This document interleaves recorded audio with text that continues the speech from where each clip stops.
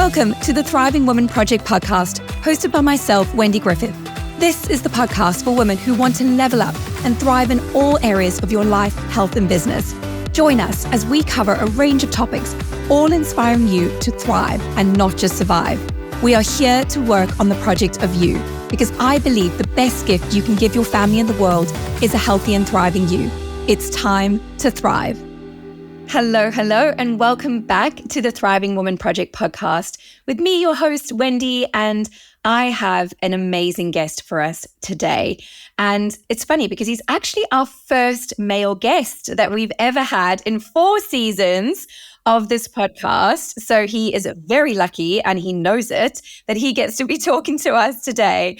But you'll hear why in a sec. I wanted to get the incredible Ollie Matthews on to talk to us today. So Ollie and I actually connected last year. We both attend at the same church, and straight away people were like, oh, Ollie, you need to talk to Wendy. Wendy, you need to talk to Ollie, because we are both health coaches. Although I always say that Ollie takes things to the next level. I mean, he just does with all aspects of his life, but he is actually a functional medicine practitioner. So he takes the health coaching that we both do, but he really gets into it with the testing and really gets stuck into the science behind what's going on in our bodies. And it is fascinating stuff. And having worked with a functional medicine practitioner myself in the past, I just know the value this piece brings to the full equation of health. So he and I have got some really hot topics to talk to you about today, because we do get very passionate when we get together. So this is going to be hilarious. But yeah, thank you so much, Ollie, for joining us. My pleasure. Thank you for having me, and privileged to be the first guy on here. You should be. And also, Ollie has a fantastic podcast of his own, and he has some incredible resources, which we'll share more about on the end. But how does it feel to be in the interviewer's seat rather today? I like it. I just answer questions. You love it. And hopefully good information comes out. You're totally going to geek out on me today. I can just see it. But where the idea, I mean, we've been saying for ages that we need to do a podcast together. But it was actually a recent post that Ollie gets really passionate on social media. You need to go follow him. He's hilarious. He's not afraid to put his opinion out there. And recently, off the back of the new sort of Netflix, You Are What You Eat program that came out, Ollie got a little bit heated on social media about this. And I said, actually, that's something that you need to come on and talk about on the podcast. Because I know there's been lots of these shows over the years, What the Fork and Game Changers and all these ones. And they on one hand, I love them because they get the conversation going. They get people actually thinking about things. And obviously they're great for my business because people are like, right, I need to get healthy. But ultimately, I think sometimes they can be a little bit skewed in their view. And obviously, as health coaches, we're very much about the holistic piece of health and what that looks like for people. So yeah, tell me what really got to you about this latest addition to the Netflix drama series. And that's what it is. It's drama. Rather than being scientific, factual side of things, there's always an agenda. And I think that's what we need to look at this. This is a study which you can read the whole study. If you are like me and I like to geek out on studies, you can go on PubMed and find the study. But it's basically 4 sets of twins, and they go from what they say is a omnivore diet, but you can see that 3 out of the 4 sets of twins are on a very unhealthy meat-eating diet. And then they spend 8 weeks. So this is not a long-term study. This is 8 weeks of one of them going on to a plant-based diet, and one of them going on to what they say is a healthy omnivore diet. And they compare the two.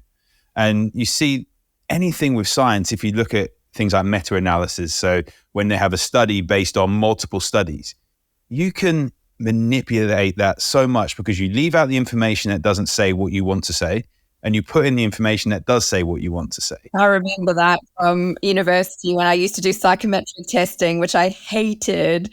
And it was always like, oh, I'm just going to leave that out because that's not helping me with what I'm trying to prove. Exactly. That doesn't help me and I need to change things. Yeah.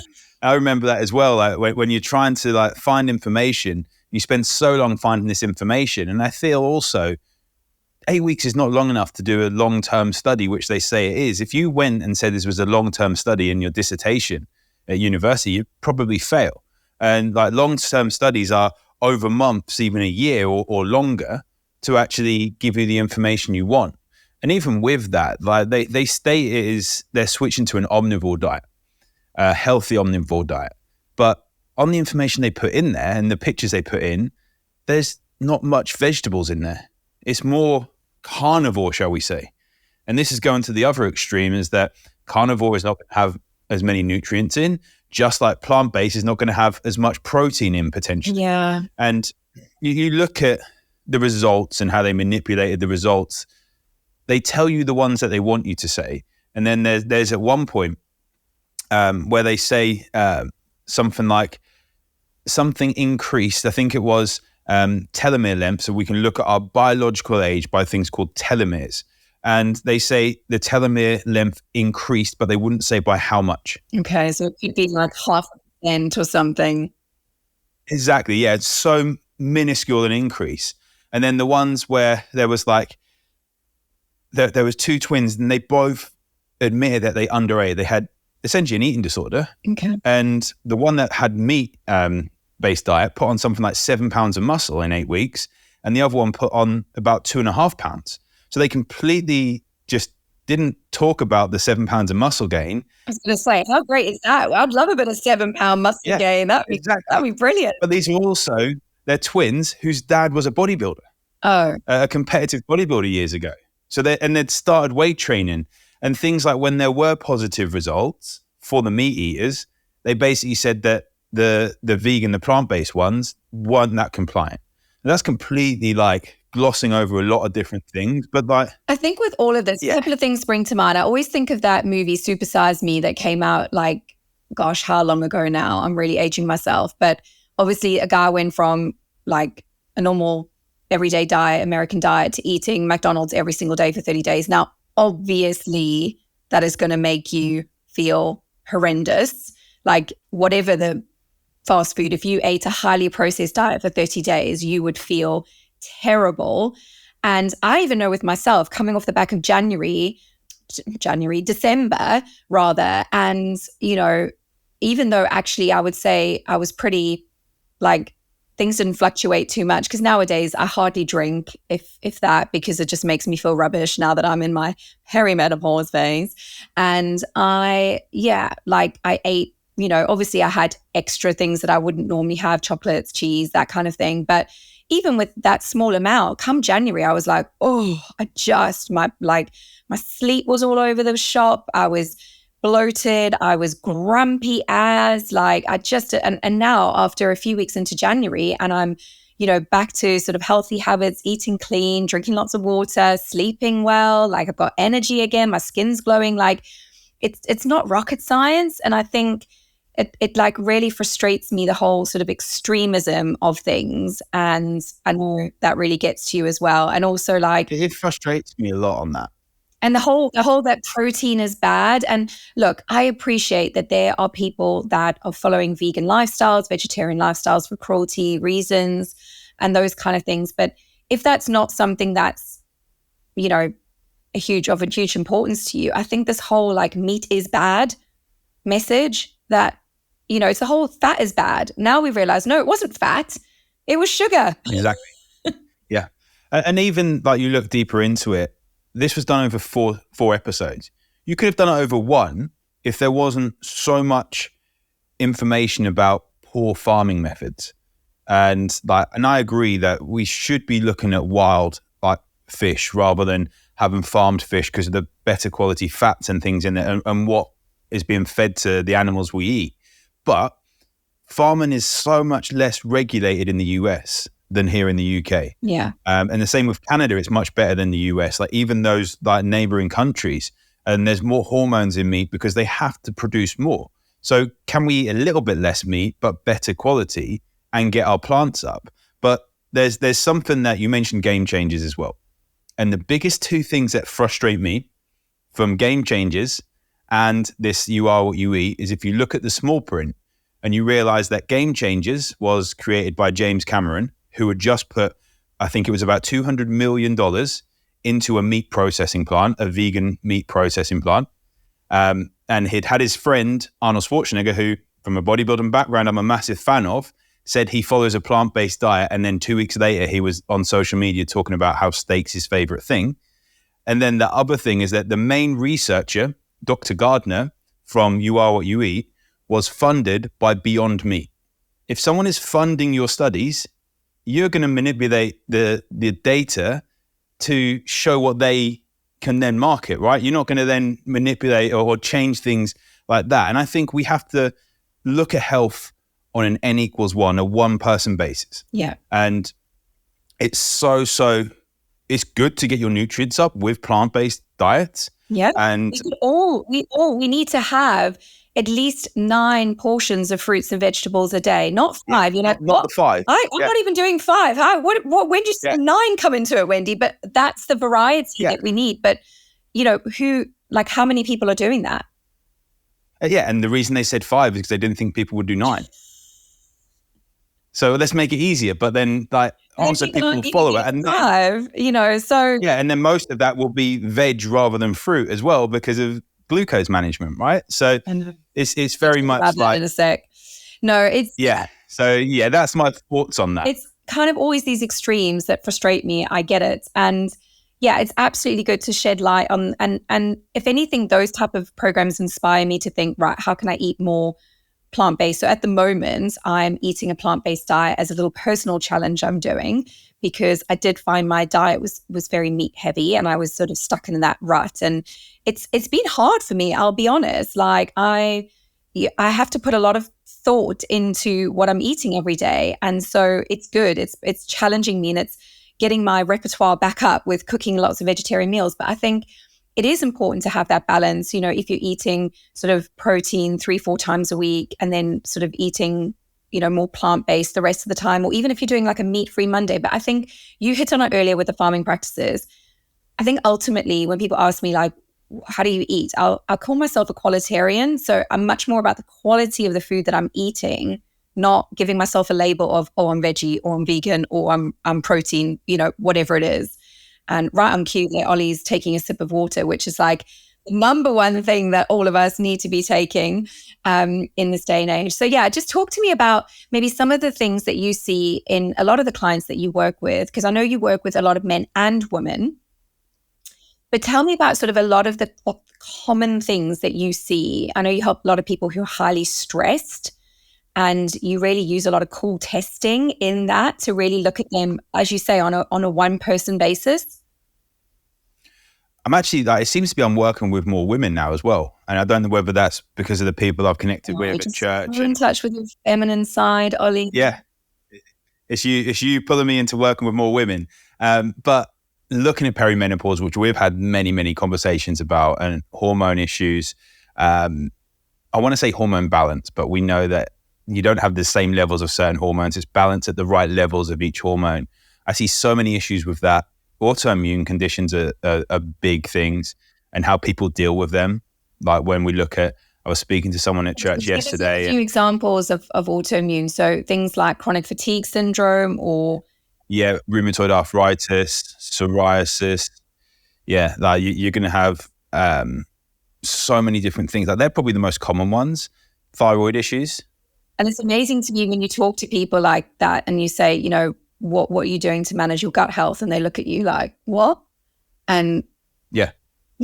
And like people with fibromyalgia, which isn't an autoimmune, but kind of appears as one. Yeah. Endometriosis is a big thing with inflammation. I see that a lot. Yeah. And these are all things that, I'm really diving in at, is that, and the personal journey with this is purely because I don't want my wife to be suffering with these things like a lot as she goes through perimenopause and like with her own health. Like my whole story, why I got into health was my dad died when I was 15 and he suffered with migraines, had a stroke. He was 47 years old from stress impacting his body and pushing through. So that made me learn loads about how the brain works, how the gut works, how we can stop migraines and intolerances and stuff. I've suffered from migraines myself. But then going down this journey, I was thinking the other day, why have I started really, really working with women? And like, yes, like there's a connection there. And working with women, and then I research these things like, why do women have heavy periods? And you look at your cycle and having stress the week before your period, and then it comes through heavy, and what can we do to help that? And how this works, it allows me to then hopefully be able to support my wife. And I'm probably a cause of a lot of the stress. So I need to work on that myself. But like, there's those sorts of things. So autoimmune, or your dog hormone issues. Breaking into a freezer. That's hilarious, by the way. I can't believe your dog actually knows how to open the freezer. It's hilarious for social media content, but not when you lose a bag of veg. I mean, he ate a whole bag of frozen chips, and I mean, like, they'd been in there for a while, and then he comes to me shivering. It's a bit stupid to eat frozen food. Yeah, so his belly was just so big. Yeah. Oh, bless. But get a beagle, they said. Yeah, I mean, I've got a half beagle, half pug, and he is so naughty and so untrainable, and I will never have anything remotely resembling a beagle ever again. So there we go. A little bit of therapy for you and I there. But yeah, I mean, obviously, just coming back to the testing piece, because again, like I will speak to women, you know, when I'm helping them as a perimenopause coach, and, you know, they will have gone to their doctor who will give them, you know, only if they're a certain age, and don't even get me started on that whole thing as well, because again, it's a sliding scale, isn't it? You know, we can be in perimenopause for 10 to 15 years. And it's managing that, because that, funny you say heavy periods, because that was the first symptom for me. And I just thought, because I'd had a child a bit later on in my sort of 30s, I thought, oh, well, maybe that's just like my body, you know, after pregnancy and giving birth and, you know, shaking back to normal kind of thing. And then it was anxiety that I noticed, never having been anxious really. And, you know, it's all those, and it's when you kind of zoom out, you're like, oh, okay. And you start to sort of understand. But yeah, if you are at the point that you've gone to your doctor and you perhaps feel like you are on that perimenopause journey, and they say, oh no, you're not old enough, like, hold firm, stand your ground. But also they will give you a blood test. But talk to me about why that bugs you a little bit in terms of the tests. It frustrates me, like, with regard to the test. First off, we have to basically tell the doctors what we want on the test. If not, they might just test, I don't know, progesterone or something like that, rather than actually looking at estrogen, testosterone. I was going to say, because those are your three core hormones. For anyone who's maybe listening to this and doesn't know about the hormones in perimenopause, those are your three: your estrogen, your progesterone, your testosterone. Yeah, and also they're not looking at different types of estrogen as well. Yes. They're not looking at your gut health as much. They then will see something like low iron or like high ferritin or stuff like that, and then they just prescribe iron tablets rather than if this woman is getting heavy periods. That's probably a reason for her low iron, because she's bleeding a lot more. So shouldn't we sort that rather than just giving her iron tablets when she's not bleeding the rest of the cycle? So then she gets high iron. My heavy periods, I was offered the pill. Yep, which is then going to be another whole other can of worms we're opening there. And it's the testing I like to do. I mean, there's a full blood test, which I usually, for ease here in the UK, we can use MediChecks, where you don't need a practitioner. You can get a blood test, the ultimate performance blood test, which I prefer to do rather than the female hormones one. It just gives a few more markers, is around £200 plus like £30, £35 blood draw. And it tells us a lot. But there's another test called the Dutch test plus, or Dutch plus, which is plus CAR, cortisol awakening response, which tests your hormones throughout the day. And it will look at estrogen, progesterone. It will look at your cortisol and cortisone, your precursors to cortisol. It looks at melatonin. It looks at dopamine. It looks at your gut, your microbiome as well, to a little bit of a, what is stress doing to that?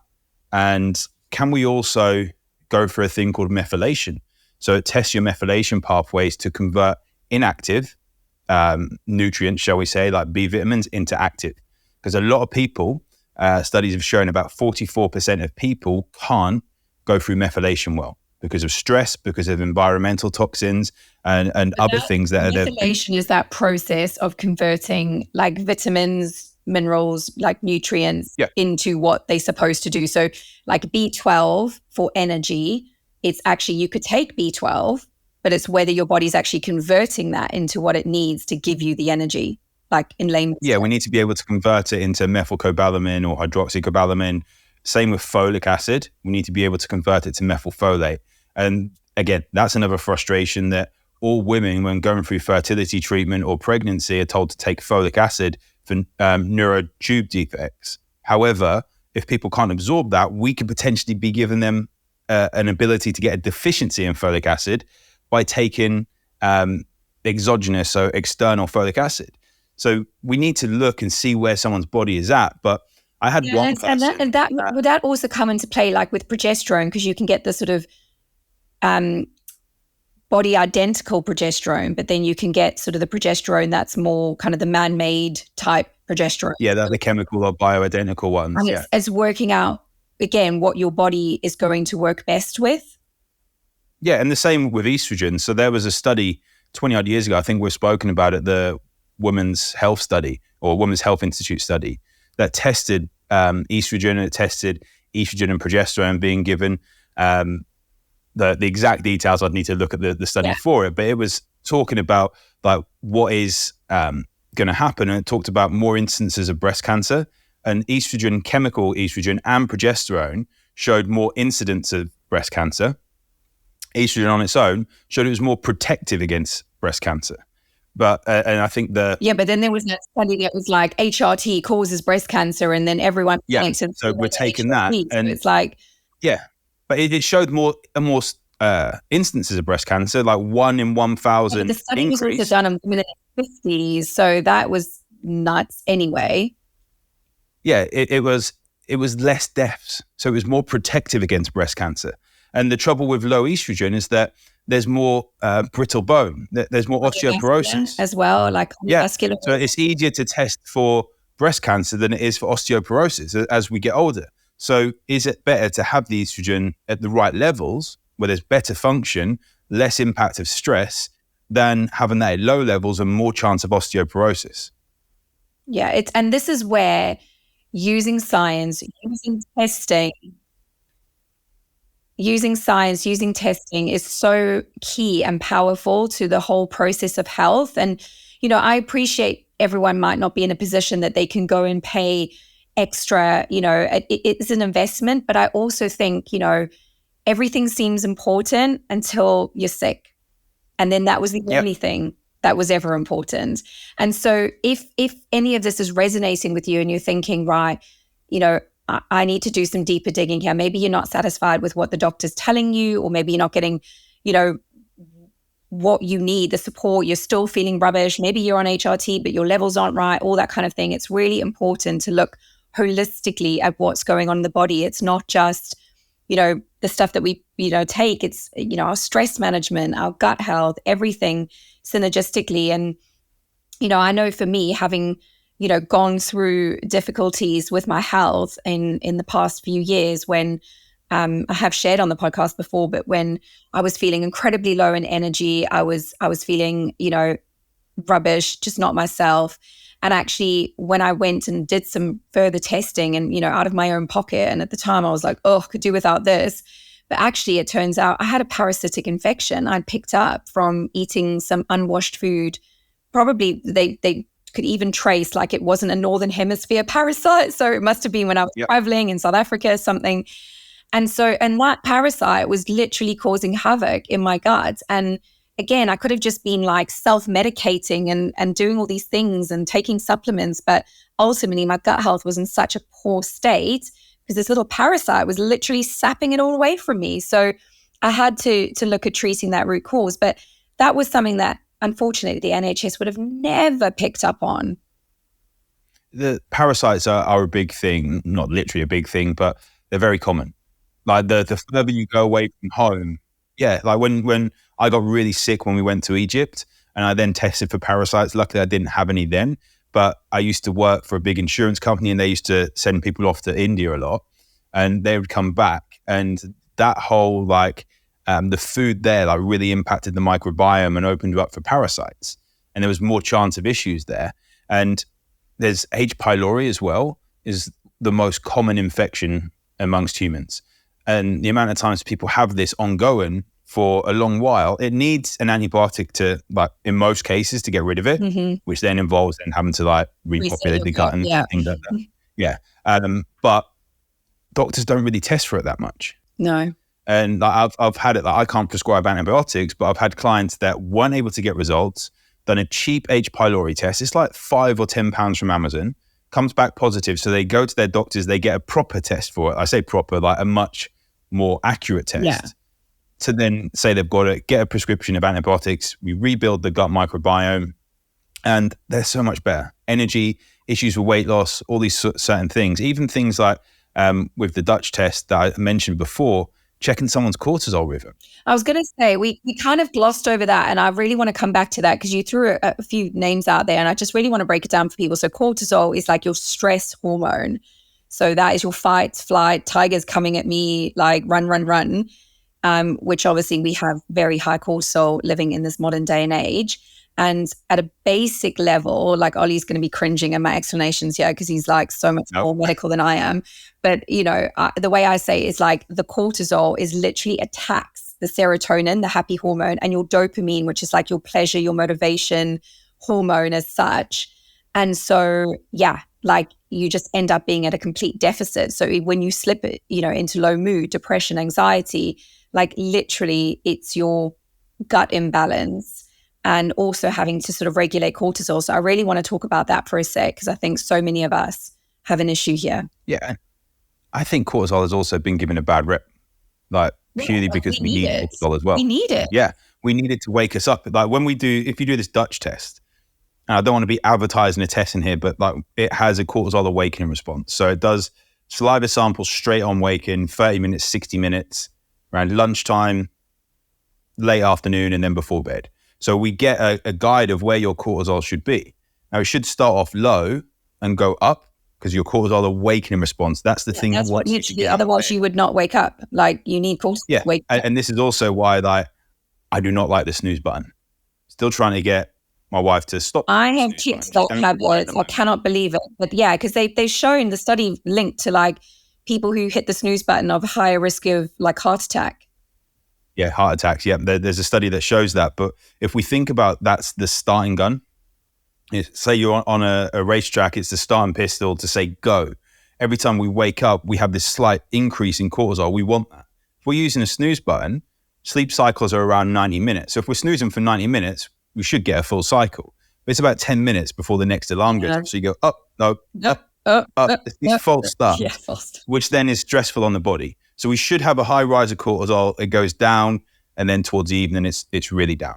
Trouble is, a lot of fake lights, a lot of evening stress, a lot of social media in the evening kicks it up. And what's the problem there is that melatonin is the sleep hormone, so that will relax you. Yeah, and it's directly related or indirectly related to cortisol. So it's when cortisol is high, melatonin is low. So if cortisol is low, we can get melatonin high. Now, if we're doing hard workouts late at night, kicks up cortisol, lowers melatonin. If we are having lots of false light, if we're having arguments, that's something to be aware of. If it's stressful at home, these sorts of things will increase cortisol and lower melatonin. And it takes around 5 hours to get that to maximum level again.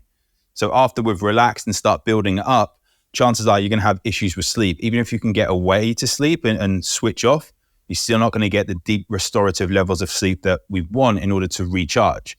And as a result, I see people with hormone issues, people not able to detoxify as effectively, people that are suffering from anxiety. Then it goes into irregular periods as well. We then get the heavier periods that come on as a result. And I think like with us guys, we get it easy because our adrenals produce about 5% of our sex hormones. Yeah, you've heard it from here, ladies. You heard it from here. Yeah, we get it easy. And like women get about 20 to 25% of their sex hormones from the adrenals. So that stress management becomes so really important, not just beforehand when you look at the women's cycle, but when you actually get to perimenopause and then postmenopause, is that you should be able to produce enough estrogen and progesterone. And progesterone and that should help you then to get the right levels of testosterone. But our adrenals are so burnt out. We're seeing it in guys getting low testosterone because they're so stressed. And with women, like there's issues going on because their adrenals aren't functioning by getting the messages to them. So a thing called adrenal fatigue has kind of been debunked as your adrenals don't wear out. They just don't get the messages as effectively. And we need the raw materials. We need cholesterol. We need vitamin D. We need to make sure we're getting pregnenolone in there, like, in order to then produce the right hormones. And a lot of times people aren't.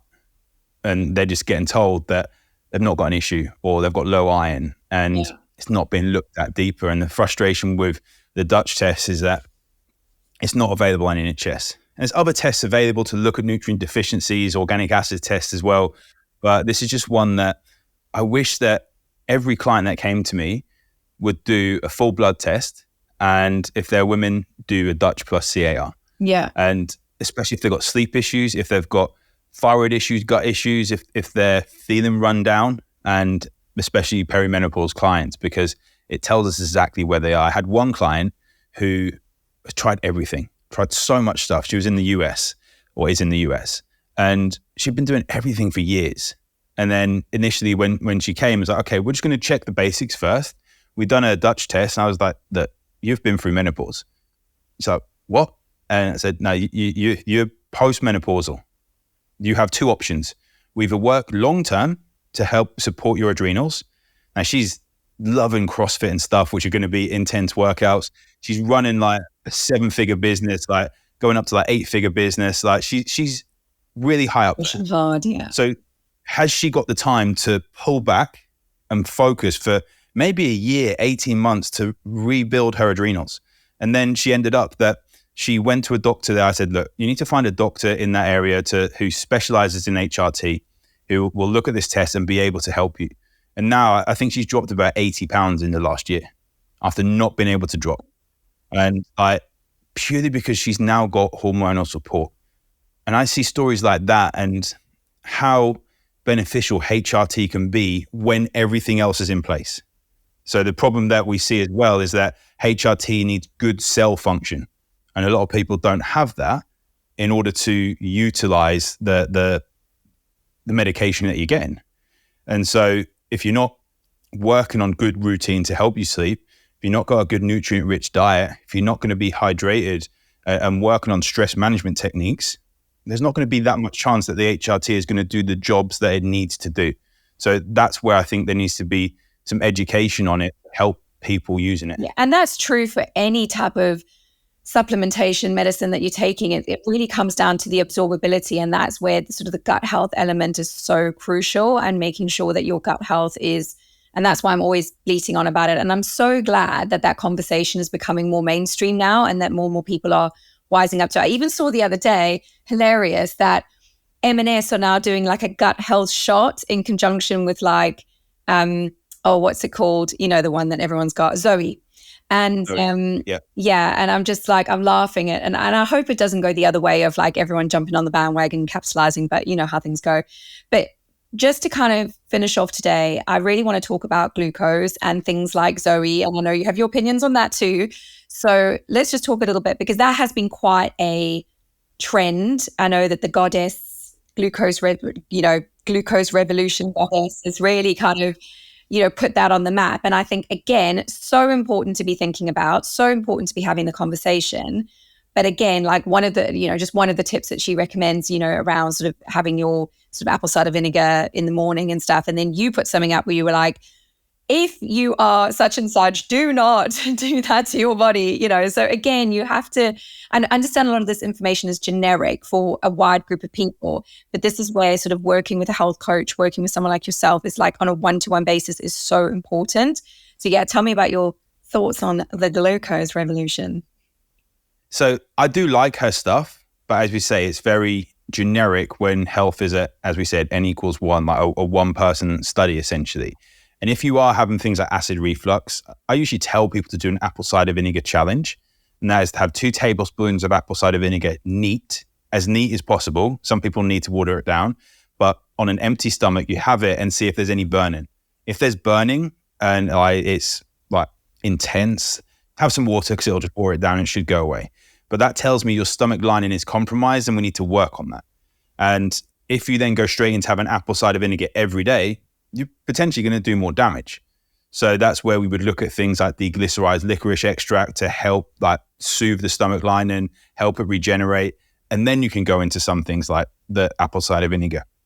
And reflux is usually low stomach acid, where the doctors prescribe lansoprazole for high stomach acid, because our esophageal sphincter, the doorway to our stomach, essentially is inflamed, and we haven't got the enzymes to break down the food so it putrefies. But glucose side of things is that if you're waking up during the night, if you're suffering with brain fog, if you get hangry between meals, if you find fasting, like with the post I put out about the Daniel fast, there was someone like mentioned about she'd passed out on it, and hopefully, like in a nicer way, I hope it was a bug that she had, which she mentioned, but like it shows me there's something going on inflammation and glucose wise.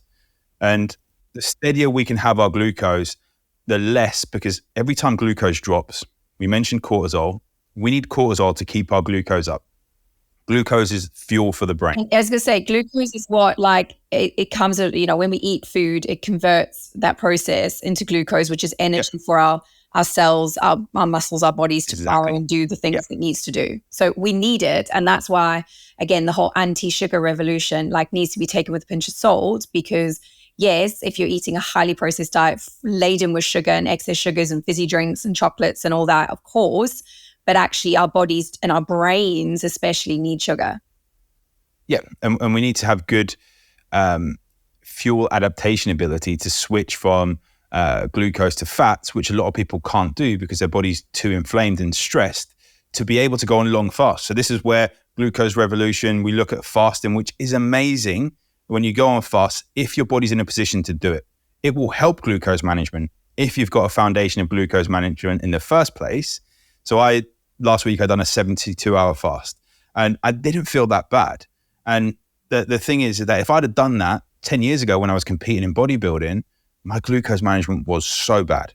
I was going to say, how did you feel after doing a 72-hour fast?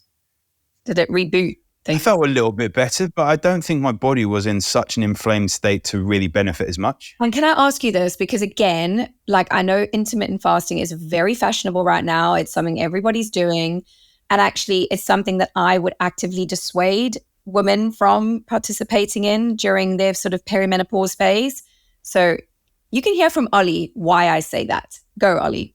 So I would look at around someone's cycle from day 1 to day 12, 14, when ovulation kicks in, and day 1 being the first day that you bleed and you need to use female products. That would be where a few days into that, you can start a little bit of fasting, but not extreme. And then when ovulation happens, testosterone's high, estrogen's high, should be able to get away with it. But then after that, once ovulation's finished and we get into, there's a little bit of high testosterone, but then around 2021, if people are fasting, it's going to be super stressful.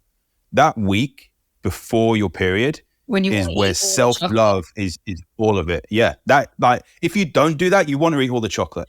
Yeah. Because going for a massage, not doing hard workouts, not smashing yourself in the gym. I do adjust my workout schedule around my cycle, and that's been such a game changer. Not the game changers, but my game changer in terms of managing my cycle. But also, again, I think it's not always just jumping on what the next thing, is, because fasting may work really well for you. And I know it does for a lot of people. But, if you don't have good glucose management, and then, you're just going straight into a full sort of 16 hours, not eating 8 hours window to eat, that, just to sort of break down the terminology. I don't agree with that. I just don't think that's good for your body. And one thing that I've noticed, because I've gone from that fast, so people, there's a period of fasting at our church, so 21 days of doing some kind of fasting to essentially bring us closer to God.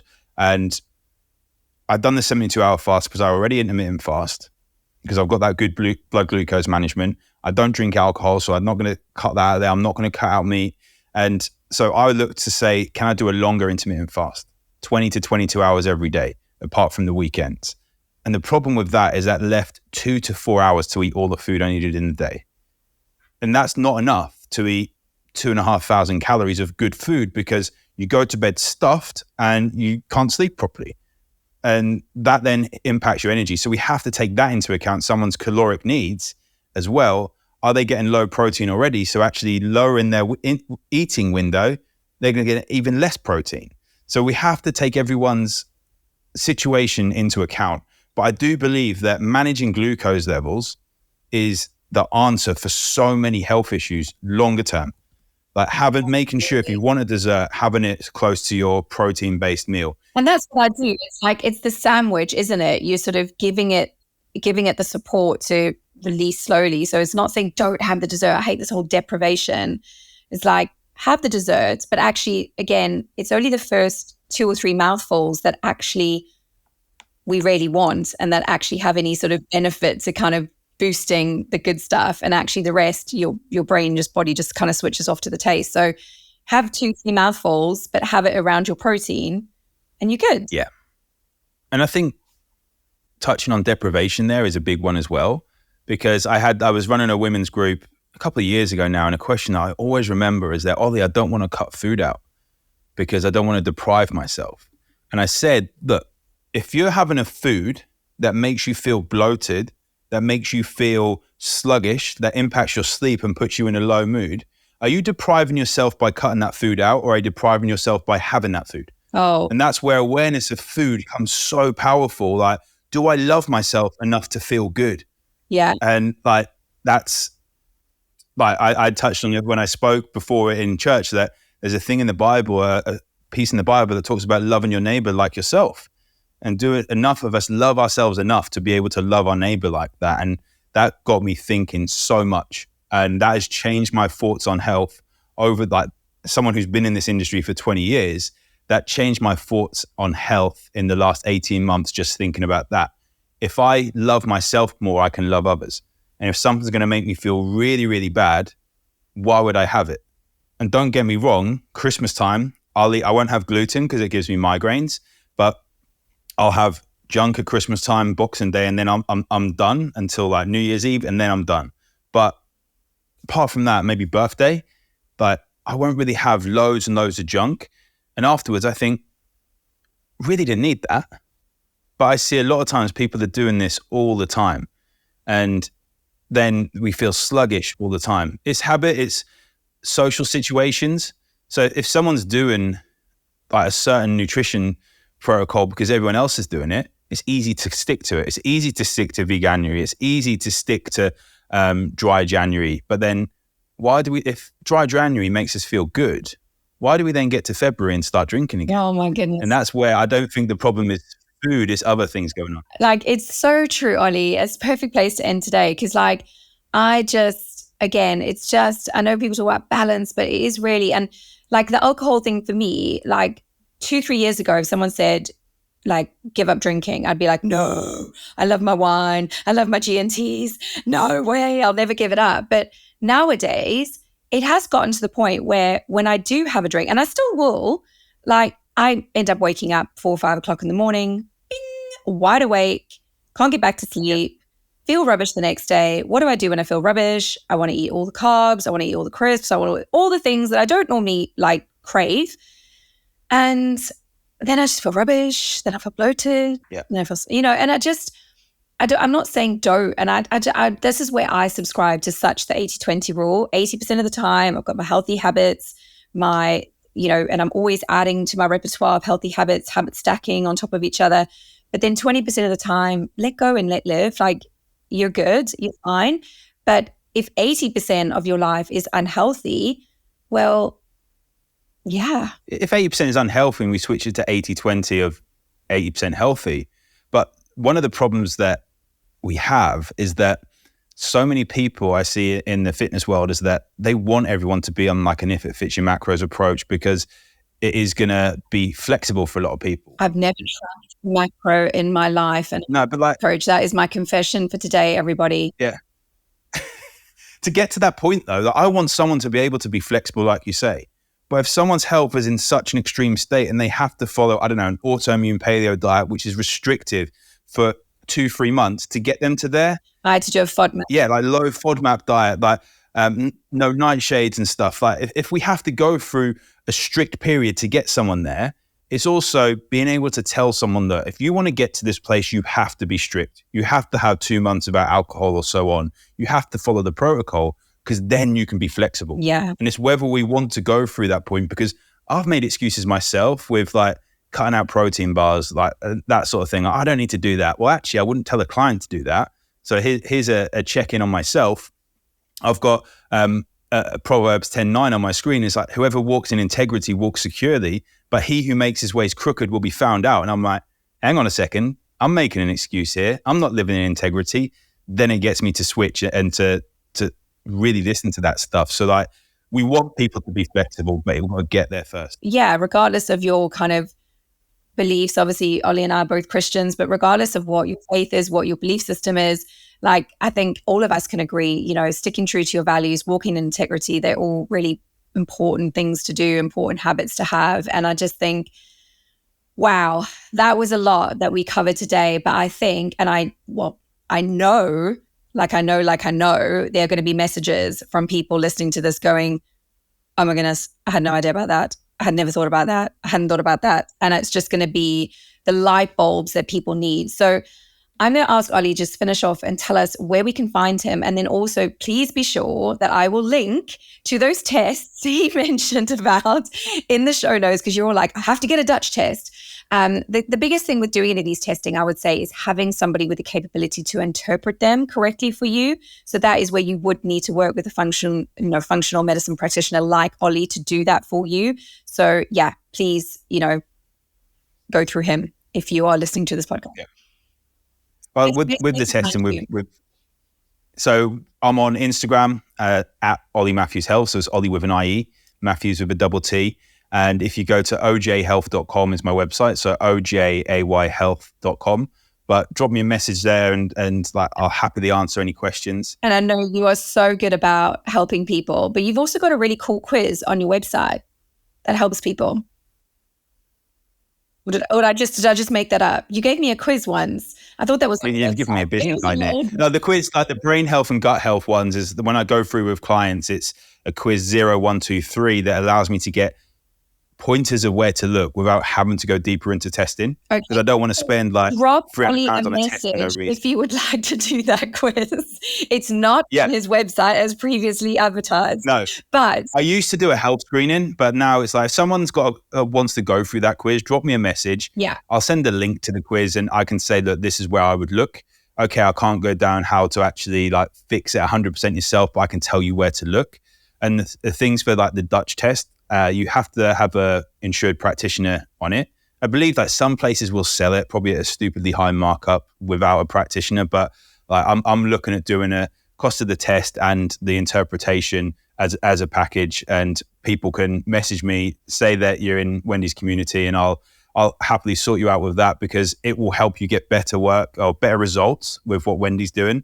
And like Wendy and I, we're quite close when it comes to chatting about this stuff like all the time on social and in church. So we'll happily link up to see how we can help you more. We're the health geeks. Yeah. Yeah. We love it. We love it. And apologies if we confuse you by going down that road. Thank you so much for your time today and for sharing all your knowledge. And I know people will get so much value from that. You're amazing. Thank you. Thank you for joining me for today's episode. If you've got value from this, please won't you take 2 seconds to take a screenshot and share a pic of this episode on your socials. Extra points if you'd like to rate and review this podcast on your preferred platform so that we can share the love with more women wanting to thrive in their lives. Do be sure to visit my website, wendygriffith.co.uk, to get all my free resources to support you on your thriving journey. Until next time, God bless, take care of yourself, and keep thriving.